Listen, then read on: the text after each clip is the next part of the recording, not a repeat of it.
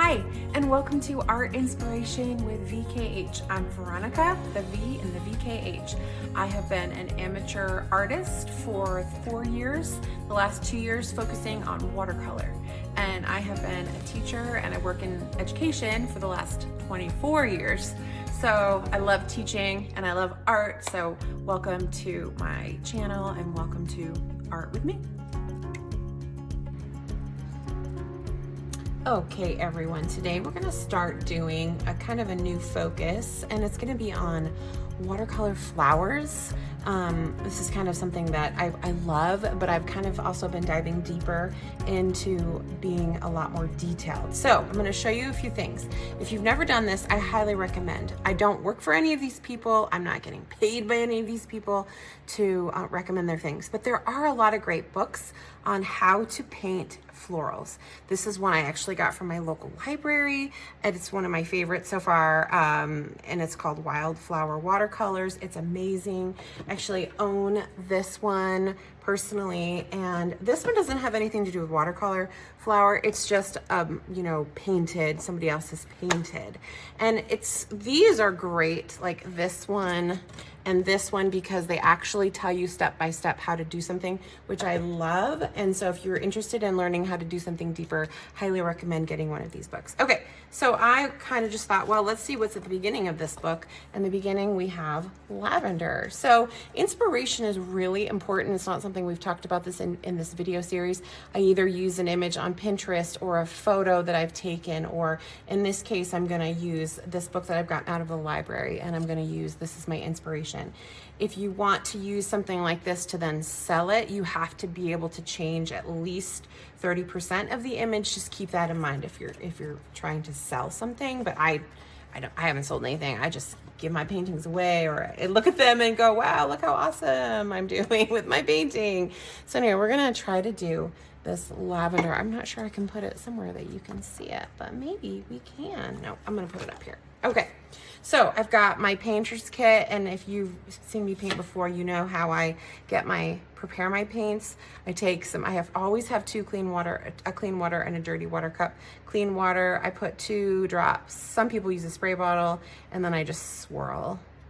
And then I very carefully wipe it off, and there we go. Okay, so in this case, this is what I mean by, like, if you use this as an example. So I have a number 2 brush, which is always my favorite. I love doing fine detailed work, and so that's my number 2 brush. I'm gonna dip it in my water and then brush it off a little bit. Okay, and we're gonna get started. I love to layer colors. So I'm gonna start with a light purple. I'm gonna start at the top, towards the top of my paper, because the lavender stalks are large. And when you think about doing flowers, you kind of have to think about doing clumps. We're gonna do like little bunches, little clumps. And you can do this in different colors. You don't have to do it all in the same colors, because you are gonna be layering. So I've got 3 different colors of purple. Actually, I also have a cobalt blue. This is my little cheat sheet here. I don't know if you can see that, but I have those all ready to go. And so I'm just gonna keep going with the different color purples and see what I can get. So it says to start basically with 3 or 4 bunches. Again, you're gonna bunch it. And then now you're gonna do a larger bunch, a little bit lower. And in nature, it's in bunches of odd numbers, so 3s, 5s.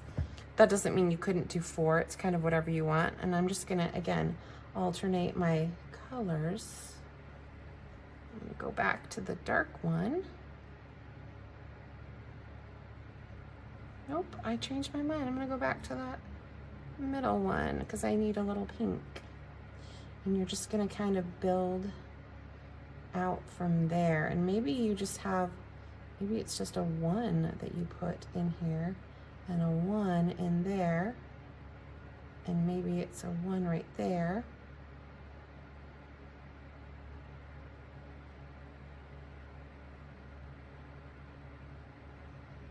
And you're just gonna keep going down.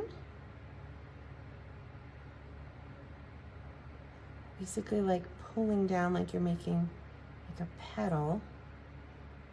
And you can connect them, or you don't have to. I like to connect them because I think it makes it look lovely and luxe. So I'm gonna go down to my cobalt and let's see what the cobalt blue does. If we add a little bit at the base, what does that cobalt blue do? Oh yeah, it livens it right up, beautiful. Love it, and I'm just literally dotting it. I hold it like I would hold my pencil, put my hand on the paper, and I literally just pull or dab, but I do a lot of pulling when I paint, and I really try not to even overthink it. I just go to like my zen happy place and I just pull down. Okay, and then if this is gonna be the base, I'm just gonna extend it out just a little bit and let that dry, and then I can come back to that. So we're gonna do another one of those. Maybe down here, maybe facing a little bit the other direction. So I'm gonna try to see if I can get it. Well, no, they're kind of the same direction, but that's okay. And so again, this is just lavender. I love the smell of lavender. Lavender is such a lovely smell. I have it growing in my garden. And I'm just literally pulling down, pulling down. I need to make it go out a little bit more so it fans out. So in which case I'm just kind of changing the direction of the brush stroke. Come into that, let's add a little bit more. Go back over here and add some more. And the great thing about watercolor is the layering of the color, and it's one of the things that I find very different from acrylic. Oh, I struggle with acrylic because I can't layer the color like I really want to, like you can with watercolor.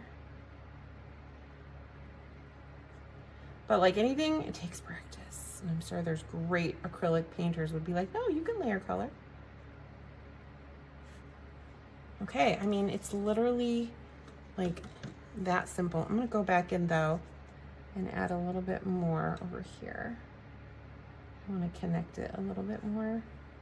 I also wanna make it a little bit pointier at the top, a little bit wider at the bottom. The good thing about, oh shoot, look at that, I messed up on my paper. Whoopsies. You know what? I can get that off later with some piece of paper towel and some clean water. You can just pull also, and you see how it kind of connects everything. Do you guys see what I did there? I don't know if that's gonna come out because that is kind of dark color. I don't know where I put it, where I had it on me, but that's okay. Let's see, just a little water. Boom, gone. Great, okay. I'm actually gonna use a different #2 brush. This is actually one of my favorite brushes ever. Again, I don't work for them, I just really like them. Okay, and now I'm gonna start to build the stem. I like, again, layering my colors.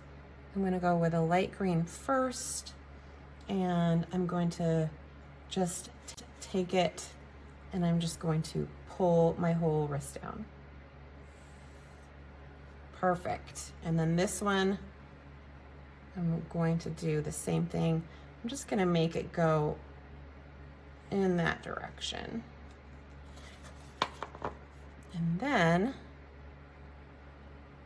I'm looking at what my book did. Oh, they've added some stems. So we're gonna kind of connect the bottom. Just put a few stems there at the bottom in this light green color. Again, I'm literally just pulling. And then to do the leaf, I'm gonna do first a little line like that, and a little line like that. And then I'm gonna do a line like this, and I'm gonna do another leaf up there. Yeah, Okay, now let's come back in. And this one is a little bit, I just kind of play around with the shape. There's kind of no right or wrong as long as it looks almost like a dewdrop or a raindrop, a water droplet. It's kind of the look you're going for. It's like an oval, like a little tennis racket. And because they're just all gonna be bent, waving in the wind, kind of sort of deal anyway. We'll do one more on that side. And then we'll do a couple on this side. And it will, the thing that's really great about this is it'll fill some of those spaces in, but in later videos I'll show you how to do more than one flower, which is so fun. One of my favorite things. Go that way. This go up and this go up.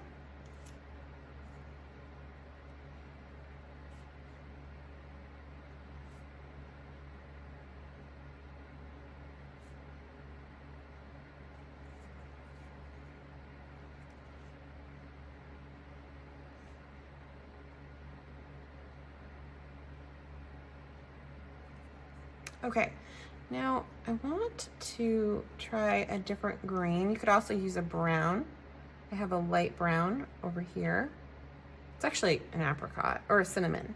No, that's apricot color, which I love to use with my nature because sometimes that adds an extra dimension that you don't necessarily expect, but that you would actually does exist, but the naked eye doesn't necessarily see it.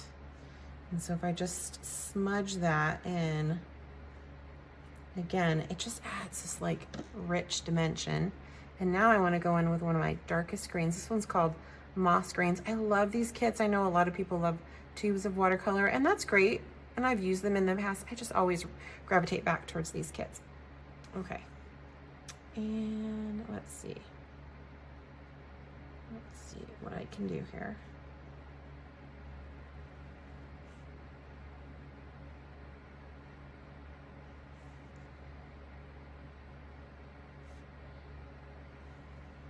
Again, if I'm just layering the color.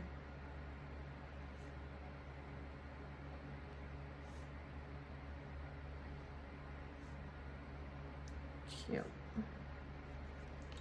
Cute.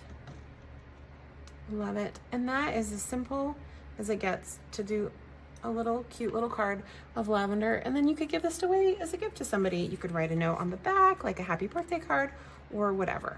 That's your lavender.